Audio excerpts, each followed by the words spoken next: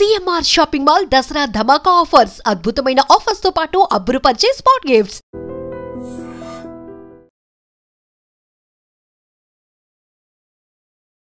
నమస్తే, welcome to I dream social spotlight with కవిత.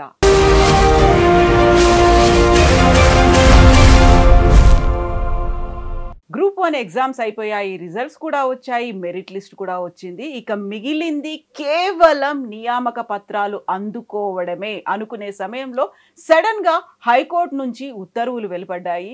8 నెలల పాటు దాన్ని పోస్ట్పోన్ చేస్తున్నాము, మూల్యాంకనం జరగాల్సిందే, ఇప్పటిదాకా వచ్చినటువంటి మెరిట్ లిస్టును రద్దు చేస్తున్నామని.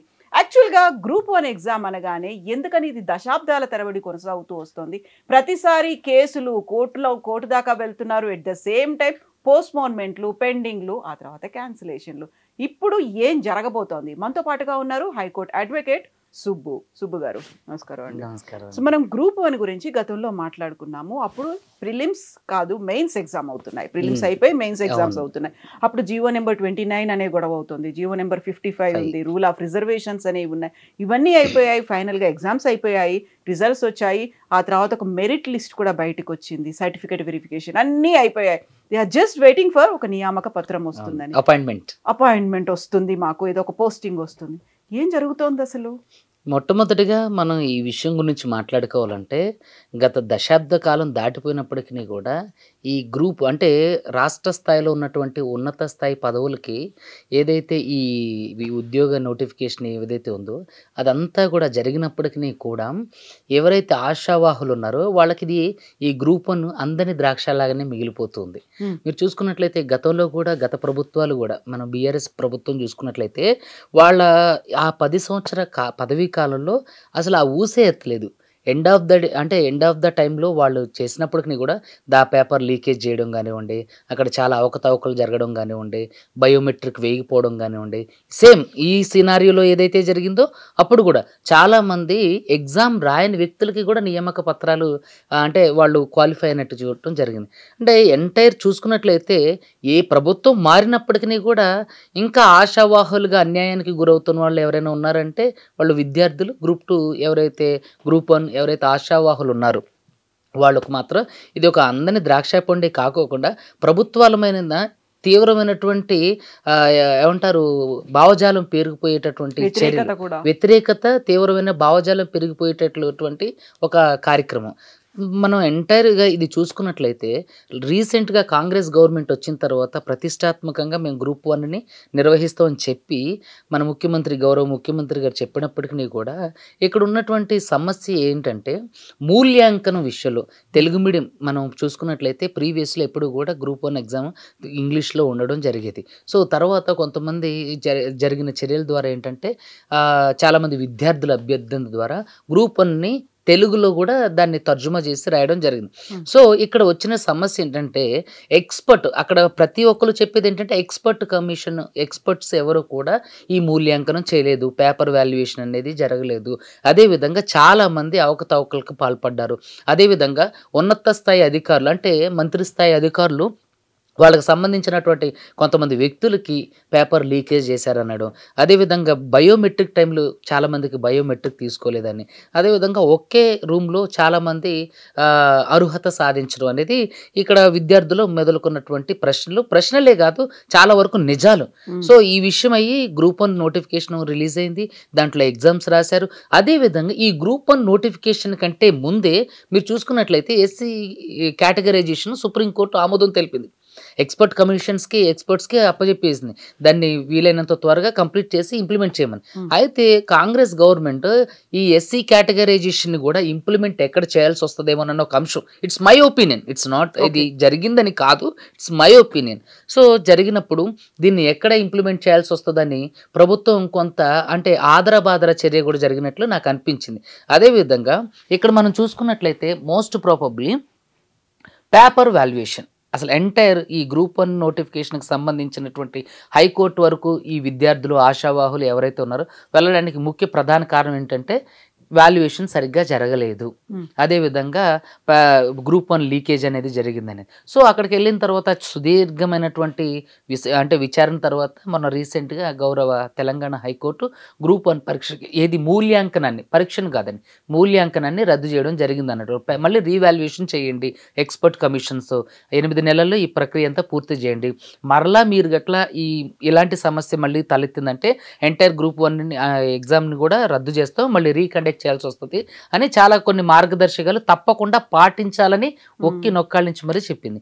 సో ఇప్పుడున్నటువంటి ఈ టీజీపీఎస్సీ ఏదైతే ఉందో డైలమాలో పడింది. వీళ్ళ ముందున్నటువంటి 3 దారులు. ఒకటి, ఈ తెలంగాణ గౌరవ హైకోర్టు ఇచ్చినటువంటి జడ్జిమెంట్ని ఆస్పెక్ట్ ఫాలో చేయడం, దాంట్లో మళ్ళీ దీంట్లో ఒక చిక్కు ప్రశ్న, మళ్ళీ దీంట్లో కూడా విద్యార్థులు కానీ ఆశావాహులు ఎవరైనా మళ్ళీ దీంట్లో గౌరవ హైకోర్టు తలుపు తట్టినప్పుడు మళ్ళీ ఏదైనా తప్పు అవకతవక జరిగినట్లయితే ఎంటైర్ క్లోజ్ చేసేసాం, మళ్ళీ కండక్ట్ చేయడం అని. మళ్ళీ లేదు, దీన్ని సింగిల్ జడ్జి ఇచ్చిన జడ్జిమెంట్ కాబట్టి మనం రివిజన్ పిటిషన్ వేసుకోవడానికి రివిజన్ పిటిషన్ వేసుకొని వేరే బెంచ్కి, అంటే 3 సభ్యుల ధర్మాసనం కానివ్వండి, లేదంటే 2 సభ్యుల ధర్మాసనానికి కానీ వేసుకోవడానికి అవకాశం ఉంది. మూడోది ఏంటంటే అసలు ఈ సినారియో అంతటిని కూడా అంటే ఏమంటారు విద్యార్థుల కోణంలో చూసి టీజీపీఎస్సీని చొరవ తీసుకొని మరలా దీన్ని అంతటిని కూడా తీసేసి మరలా నోటిఫికేషన్ వేయడం అనేది ఏంటంటే చాలా మందికి ఇది నచ్చని విషయం, దాని మీద కూడా కేసులు వస్తాయి. సో ఇప్పుడు వీళ్ళు ఉన్నటువంటి 2 అంశాలు ఏంటంటే, 2 గౌరవ కోర్టుల ప్రకారం పేపర్ రివాల్యుయేషన్ మూల్యాంకనం చేయడం, రెండవది డివిజన్ బెంచ్కి వెళ్ళడం. డివిజన్ బెంచ్కి వెళ్తే కింది స్థాయిలో ఉన్నటువంటి జడ్జి గారు ఇచ్చినటువంటి జడ్జిమెంట్ని అవమానించినట్టు కాదు, కానీ అక్కడికి వెళ్ళినప్పుడు ఇంకా వ్యాలిడ్ గ్రౌండ్స్ని యాడ్ చేసుకుంటూ వెళ్ళాలి. ఒక సింగిల్ జడ్జి ఇచ్చినటువంటి జడ్జిమెంట్ని మనం ఛాలెంజ్ చేస్తున్నాం డివిజన్ బెంచ్లు అంటే, ఇక్కడ ఇచ్చినటువంటి గ్రౌండ్స్ని అక్కడికి వెళ్తున్నప్పుడు ఇక్కడికి రావడానికి గల కారణాలు ఏంటనే అక్కడ చూపించాలి, ఇంకా ఎక్స్ట్రా వాల్యుబుల్ గ్రౌండ్స్ని చూపించాలి. సో అక్కడ వాళ్ళ దగ్గర ఎక్స్ట్రా వాల్యుబుల్ గ్రౌండ్స్ ఏమి ఉండవు అనేది నా ఉద్దేశం. సో కాబట్టి వీళ్ళ దగ్గర చచ్చినట్లుగా దీన్ని మూల్యాంకనం చేయాలి, అది కూడా ఎక్స్పర్ట్లు అయితే ఎవరైతే ఉన్నారో వాళ్ళతోనే చేయించాలి. నాకు తెలిసినంత వరకు నా దూరదృష్టి ప్రకారం ఇప్పుడు దీంట్లో చేసినట్లయితే ఇప్పుడు ఆల్రెడీ ఇంకా రిజల్ట్సే వచ్చినాయి, నియామక పత్రాలు అంటే అపాయింట్మెంట్స్ ఇవ్వలేదు కాబట్టి ఇప్పుడు దీంట్లో బీసీ కేటగిరీ అంటే రూల్ ఆఫ్ రిజర్వేషన్ అనేది ఖచ్చితంగా ఎంటర్ అవ్వక తప్పదు. సో ఈ rule of reservation SC ST reservation అంటే ఎస్సీలో ఏబిసిడి వర్గీకరణకు సంబంధించినటువంటి రిజర్వేషన్ యాడ్ అవ్వాలి, అదేవిధంగా బీసీకి సంబంధించినటువంటి రిజర్వేషన్ యాడ్ కావాలి. తర్వాత ఎస్టీ నుంచి కూడా సుప్రీంకోర్టు ఇచ్చినటువంటి జడ్జిమెంట్ ఏంటంటే ఎస్టీల్లో కూడా రిజర్వేషన్ అనేది వాళ్ళ క్యాస్ట్ని బట్టి అంటే సెపరేట్ చేయండి అని చేసి. సో ఇప్పుడు ఈ రూల్ ఆఫ్ రిజర్వేషన్ ఈ గ్రూప్ 1లో తీసుకొచ్చినట్లయితే ఎవరైతే ఇప్పుడు ఓపెన్లో కొట్టిన వాళ్ళు ఉంటారో వాళ్ళు కాకుండా రిజర్వేషన్లో ఎవరైతే కొట్టిన వాళ్ళు ఉంటారో వాళ్ళ సంఖ్య పెరిగే అవకాశం ఉంది. సో వాళ్ళ సంఖ్య పెరగాలంటే ఇప్పుడు ఏదైతే అంటే ఓపెన్లో కొట్టిన వాళ్ళు ఉన్నారో వాళ్ళలో కొంతమందిని తీసేయడం జరుగుతుంది, వాళ్ళని తీసివేయడం జరుగుతుంది. సో వీళ్ళని యాడ్ చేసినప్పుడు వాళ్ళు తీసేస్తే వాళ్ళు ఊరుకోరు. సో వాళ్ళని తీసేయకోకుండా వీళ్ళని పెట్టుకోకుండా రూల్ ఆఫ్ రిజర్వేషన్ అనేది దీంట్లో వర్తించదు. సో ఇక్కడ రూల్ ఆఫ్ రిజర్వేషన్ రాకపోవడానికి నాకు తెలిసినంత వరకు 40% అవకాశం ఉంది, దాన్ని రూల్ ఆఫ్ రిజర్వేషన్ అటాచ్ చేయడానికి 60% అవకాశం ఉంది. ఎందుకు అని అంటే ఈ ఎక్స్పర్ట్ కమిషన్లోకి అంటే సుప్రీంకోర్టు జడ్జిమెంట్ ఇచ్చిన తర్వాత ఎక్కడ అది ఇంప్లిమెంట్ అవుతుందో దీంట్లో మళ్ళీ రాష్ట్రంలోని ప్రతిష్టాత్మక ఉన్నత స్థాయి అధికారి పోస్టులు అంటే గ్రూప్ 1 గ్రూప్ 2. సో దీంట్లో ఎస్సీ ఎస్టీ బీసీ మైనారిటీలు ఎక్కువ మంది ఉండడం అనేది చాలా గవర్నమెంట్లకి నచ్చని అంశం. నిజమండి, ఇట్స్ డామ్ షూర్, ఇది ట్రూత్, ఇది జగమెరిగిన సత్యం.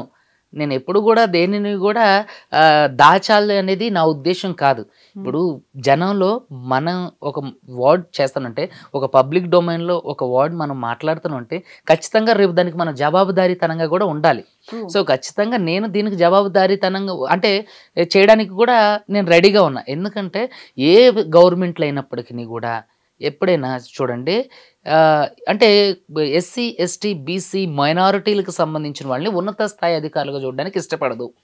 ఎందుకంటే ఆయా గవర్నమెంట్లు ఎప్పుడు కూడా అంటే ఏమంటారు హైయర్ క్యాస్ట్ వాళ్ళు మాత్రమే పరిపాలిస్తుంటారు, వాళ్ళ కింద ఉన్న వాళ్ళని కూడా మీరు హైయర్ క్యాస్ట్ వాళ్ళని హైర్ చేసుకోవాలని చూస్తుంటారు.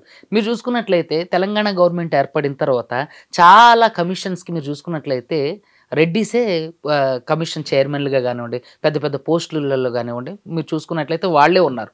సో ఇక్కడ ఏంటంటే ఇది యాదృచ్ఛికంగా జరిగిందనంటే ఇప్పుడు నామినేటెడ్ పోస్ట్ లో ఇంకోటో అంటే అక్కడ రాజకీయంగా వాళ్ళ అవసరాలు ఉండొచ్చు, ఇక్కడేమో మొత్తం అంతా డ్యూ కోర్సును, ఆ ప్రాసెస్ ని, ప్రొసీజర్స్ ని అన్ని ఫాలో అయ్యి వచ్చిన తర్వాత ఉన్నటువంటి రాజ్యాంగం కావచ్చు, ఇచ్చినటువంటి నోటిఫికేషన్, ఇవన్నీ బేస్ చేసుకుని మీరు చూసుకున్నట్లయితే మేడం, మనం విషయానికి వద్దాం. ఇప్పుడు మీరు చూసుకున్నట్లయితే ఈ గ్రూప్ 1 లో సంబంధించినటువంటి ఎస్సీ ఎస్టీ క్యాండిడేట్ని, ఓబీసీ క్యాండిడేట్ని మనం తీసుకుందాం. ఓసీ క్యాండిడేట్ చూస్తే వీళ్ళు చాలా తక్కువ మంది ఉంటారు. ఏదైతే రిజర్వేషన్ ఇప్పుడు రూల్ ఆఫ్ రిజర్వేషన్ ఎంటర్ కాకముందు ఉన్నటువంటి రిజర్వేషన్లో ఉన్నవాళ్ళు మాత్రం ఉంటారు. మిగతా వాళ్ళు అంటే అప్పర్ క్యాస్ట్ కానివ్వండి, అంటే ఓసీలు కానివ్వండి, అదేవిధంగా బీసీలో కొంతమంది, ఓసీలు చాలా మంది ఉన్నారు. మీరు చూసుకున్నట్లయితే రిజర్వేషన్ పరంగా చూసినా సరే ఇక్కడ వీళ్ళకి అన్యాయమే జరిగింది. చాలా మంది అంటే ఇక్కడ క్యాస్ట్ బేస్డ్ అనేది నా ఉద్దేశం కాదు, కానీ మనం అంటే విషయాన్ని విశ్లేషించేటప్పుడు జరిగిన నిజాన్ని చెప్పాలి కాబట్టి చెప్తున్నాం. సో ఇప్పటిదాకా ఆ పర్సెప్షన్ అనేది అలా ఉంది, అలానే ఉంది, అలానే భవిష్యత్తులో కూడా ఉండబోతుంది. ఈ రూల్ ఆఫ్ రిజర్వేషన్ అనేది దాంట్లో పర్ఫెక్ట్ గా ఇంప్లిమెంట్ కానంత వరకు చూడండి. ఒక గ్రూప్ 1 స్థాయి ఎగ్జామ్కి సంబంధించినటువంటి ఒక పేపర్ లీకేజ్ అనేది ఎంత పెద్ద స్కామ్. దాంట్లో ప్రభుత్వం యొక్క ముఖ్యమైనటువంటి అధికారులు హస్తలేకపోతే అది లీక్ అవుతుందా? నేను క్వశ్చన్ కి ఆన్సర్ చేయండి ప్లీజ్. సో అక్కడ వాళ్ళ అనుచరులు ఉన్నారు, అనుచరులు కాదు, వాళ్ళే ఈ కీ రోల్ పోషిస్తున్నటువంటి మెయిన్ మెంబర్లే అలా చేశారు. సో ఇదంతా టాపిక్ డైవర్ట్ అవుతుంది కాబట్టి మనం టాపిక్ లోకి వస్తే ఇక్కడ ఏంటంటే ఈ రూల్ ఆఫ్ రిజర్వేషన్ అనేది పక్కకు పెడితే ఇప్పుడు ఈ ఏదైతే జడ్జిమెంట్ ఉందో ఈ జడ్జిమెంట్ కి సంబంధించినంత వరకు కూడా నాకు తెలిసి ఇది భవిష్యత్తులో మరలా మూల్యాంకనం చేస్తారు. దాంట్లో అవకతవకలు జరగడానికి అవకాశం ఉంది. ఇది ఖచ్చితంగా మళ్ళీ రద్దయి మళ్ళీ రీకండక్ట్ చేయడానికి నోటిఫికేషన్ వస్తుంది అనేది నా అభిప్రాయం. ఇదే నిజం. ఏంటంటే ఇక్కడ ఇప్పుడు జరిగే ఈ నియామక పత్రాలు ఏదైతే అపాయింట్మెంట్స్ ఏవైతే ఉన్నాయో ఈ మూల్యాంకనం జరగడం మీద ఆధారపడి ఉంది. సో ఈ మూల్యాంకనం ఎంటైర్ జరిగే ఈ ప్రాసెస్లో ఖచ్చితంగా రూల్ ఆఫ్ రిజర్వేషన్ రావాలి. వస్తే ఇప్పుడు వీళ్ళు ఎవరైతే ప్రభుత్వ పెద్దలు ఉన్నారో, నిర్వహించినటువంటి వాళ్ళు, లేదంటే ఎవరైతే సెలెక్ట్ అయిన వాళ్ళు ఉన్నారో వాళ్ళకి వీళ్ళకి మధ్య మళ్ళీ వైరుధ్యం స్టార్ట్ అవుతుంది. సో ఈ అంశం మళ్ళీ గౌరవ హైకోర్టుకు వెళ్ళడం జరుగుతుంది. నాకు తెలిసినంత వరకు రిజర్వేషన్కి ముందు ఈ గ్రూప్ 1 వచ్చింది కాబట్టి most probably rule of reservation అనేది కొంతవరకు అంటే ఎక్కువ శాతం అప్లికేబుల్ కాకుండా ఉండడానికి అవకాశం ఉన్నదనేది నా అభిప్రాయం. సో ఎంటైర్గా నాకు చూసినంత వరకు ఈ సినారియోలో కోర్టులు బాగానే ఉంటాయి, రాజకీయ నాయకులు బాగానే ఉంటారు. ఈ గ్రూప్ 1 అభ్యర్థులు మాత్రమే దీంట్లో మరలా నష్టపోతారు. ఖచ్చితంగా ఈ మూల్యాంకనం చేయడంలో మరలా ఏదో ఒక చిన్న మిస్టేక్ అనేది జరగడం జరుగుతుంది. హైకోర్టు ఇచ్చినటువంటి జడ్జిమెంట్ ప్రకారం అంటే ఆర్డర్స్ ప్రకారం మరలా దీంట్లో మూల్యాంకనం చేయడంలో ఏదైనా చిన్న మిస్టేక్ జరిగితే దీన్ని క్లోజ్ చేసి మళ్ళీ రీకండక్ట్ చేయడానికి ఆర్డర్ వేస్తామని సో మరలా రీకండక్ట్ చేయడానికే ఆర్డర్ వేయడానికి అవకాశం ఉంది. ఇప్పుడు ఒకవేళ దీంట్లో ఎక్స్పర్ట్ కమిటీలు ఒకవేళ మెంబర్స్గా దాంట్లో ఉండి దాన్ని వాల్యుయేషన్ చేయాలన్నా చాలా వరకు కొన్ని 2-3 బిట్స్ ఏవో తప్పు ఉన్నాయి అనేది జరిగింది. తర్వాత ఇక్కడ చాలా మంది రాసిన వాళ్ళు ఒకళ్ళు, అటెండ్ అయిన వాళ్ళు ఒకళ్ళు ఉన్నారనే అపవాదం ఉంది. ఈ ప్రిలిమ్స్లో ఒక హాల్ టికెట్, మెయిన్స్లో ఒక హాల్ టికెట్ అనే ఒక అభ్యంతరాలు ఉన్నాయి. అదేవిధంగా బయోమెట్రిక్ విషయంలో చాలా వరకు అభ్యంతరాలు ఉన్నాయి. తర్వాత లీకేజ్ విషయంలో చాలా అభ్యంతరాలు ఉన్నాయి. సో ఇవన్నిటిని బేస్ చేసుకొని అసలైన అర్హుడికి ఇక్కడ జాబ్ అనేది ఒకవేళ వచ్చినా రాదు అనేది నా బలమైన నమ్మకం. సో ఇప్పుడు ఆల్మోస్ట్ 14 ఏళ్ళుగా 2011 నుంచి అదలా కొనసాగుతున్నటువంటి ఒక ప్రక్రియ ఎడతెగకుండా కొనసాగుతూ వస్తోంది.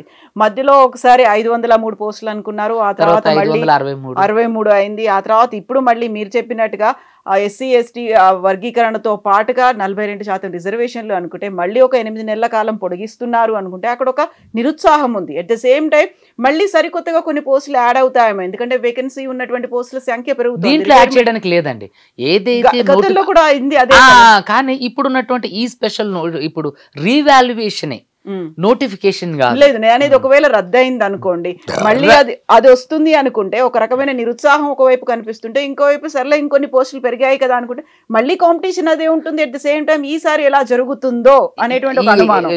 ఇవన్నీ పక్కన పెడితే అంటే జీవితం లాస్ అవుతుంది ఎవరిది, సర్వీస్ లాస్ అవుతుంది ఎవరిది, తర్వాత ఎఫర్ట్స్ లాస్ అవుతుంది ఎవరిది, ఖచ్చితంగా అభ్యర్థులు అభ్యర్థులది. సో ఇది ఎంటైర్ న్యాయపరమైనటువంటి చిక్కులు ఉన్నప్పటికీ కూడా అదేవిధంగా వాళ్ళ ఎఫర్ట్స్ అన్నింటినీ పెడుతున్నారు. కానీ ఇక్కడ పాలకుల యొక్క నిర్లక్ష్యము, లేదంటే పాలకుల యొక్క స్వప్రయోజనం కోసం, పాలకుల యొక్క స్వార్థం కోసము ఇక్కడ చాలా మంది ఆశావాహులు, నిరుద్యోగులు, గ్రూప్ 1 అభ్యర్థుల జీవితమే నాశనం అవుతుంది. అందరూ బాగానే ఉన్నారు, వాళ్ళ జీతాలు వస్తున్నాయి. కానీ ఇలాంటివి ఒక ప్రతిష్టాత్మకమైనటువంటి రాష్ట్రానికి సంబంధించినటువంటి ఉన్నతమైనటువంటి అధికారులకు సంబంధించిన ప్రతిష్టాత్మకమైన జాబుల విషయంలో ఎందుకు ప్రభుత్వాలు నిర్లక్ష్య వైఖరి కానివ్వండి, ఈ పేపర్ లీకేజీలు కానివ్వండి, బయోమెట్రిక్ సమస్యలు కానివ్వండి, అభ్యర్థుల విషయంలో అవకతవకలు కానివ్వండి, ఎందుకు జరిగేంత నిర్లక్ష్యం చేస్తున్నారు అనేది నాకు ఇప్పటికీ కూడా అంటే నా మట్టి బోరకి అగమ్య గోచరంగా ఉంది. సో నాకు ఎందుకు ఇలాంటి చిన్న మనం చూసుకున్నట్లయితే ఏదో మన కోర్టు జాబుల్లో కానివ్వండి, లేదంటే చిన్న ఎన్టీపీసీఎల్ కానివ్వండి, ఇలాంటి జాబుల్లో జరగని అంటే పెద్ద పెద్ద తప్పులు ఎస్పెషల్లీ ఈ group 1 group 2, especially group 1 group 2 ఈ గ్రూప్ 1లోనే ఎందుకు జరుగుతున్నాయి మీరు అబ్జర్వ్ చేశారా? అందులో ఇక్కడ ఉన్నటువంటి అధికారులు కావచ్చు, ఉన్నటువంటి చైర్మన్లు కూడా మామూలు సాధారణమైనటువంటి వ్యక్తులు కాదు, అపారమైనటువంటి నాలెడ్జ్ సభ్యులు కూడా కాదు. అందులోనూ ప్రెషర్ అనేది చాలా అన్ని వైపుల నుంచి వస్తోంది అనుకుంటారా? అస్మదీయులు అనే వాళ్ళకి అగ్రతాంబూలం ఇవ్వాలనేది ఉంటుందా? ఏంటి అసలు 100% మీరు అన్నదే కరెక్ట్. అగ్రతాంబూలం ఎప్పుడు కూడా వారికే అందుతుంది.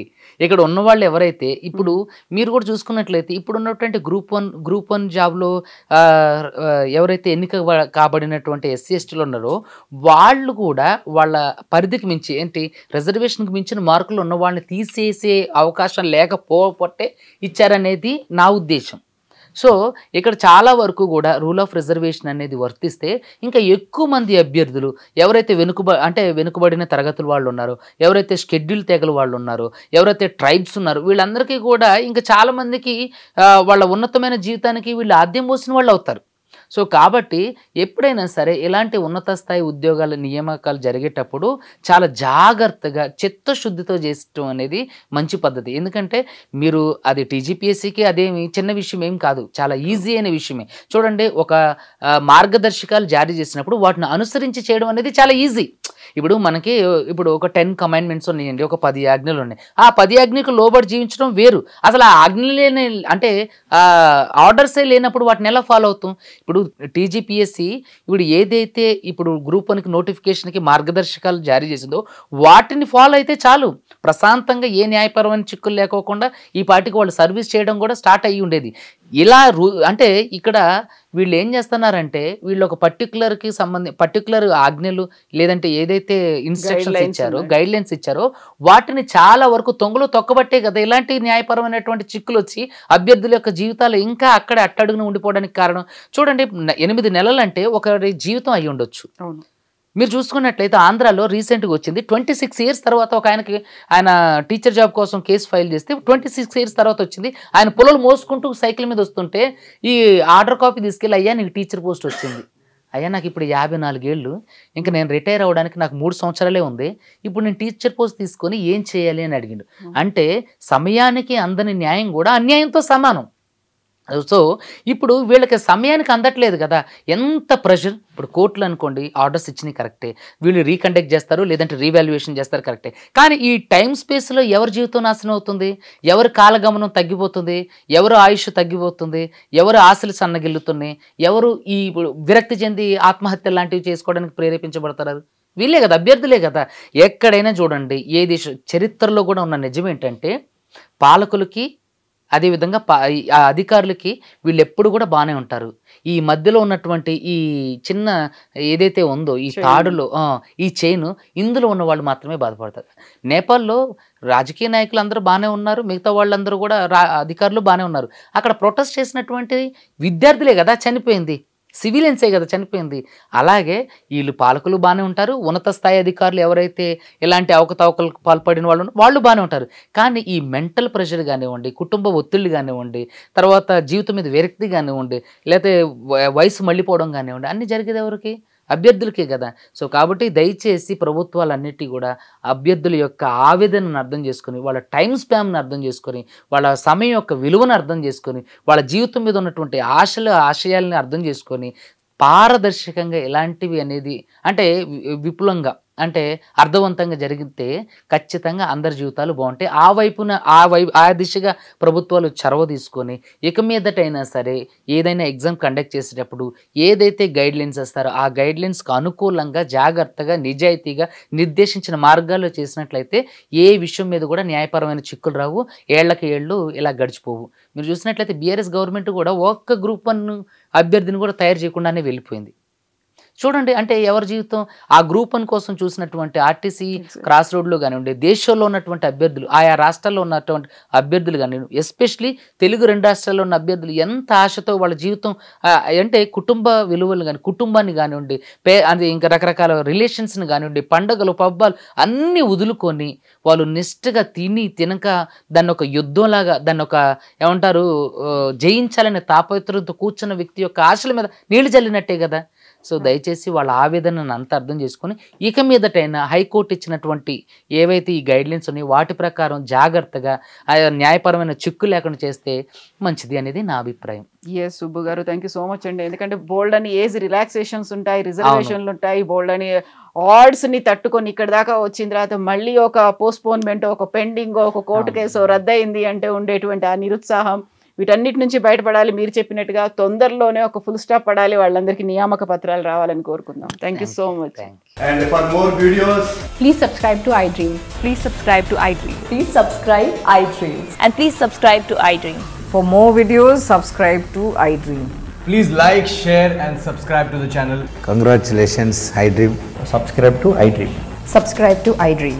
So subscribe to iDream Media. iDream ki iDream team andarki huge congratulations. Please subscribe iDream Media. Please subscribe to iDream. Subscribe iDream. Please subscribe to iDream. iDream అంటే నా కళల ఛానల్ను సబ్స్క్రైబ్ చేసుకున్న నోరు తిరుగుతలేదు, మీరైతే గంట గుర్తు కొట్టండి. For more such videos, please subscribe to iDream. Subscribe to iDream. Please subscribe to iDream. Please subscribe iDream Media. Please do subscribe to iDream. Please subscribe to iDream Media. For best entertainment and information, please subscribe iDream. And don't forget to subscribe to iDream.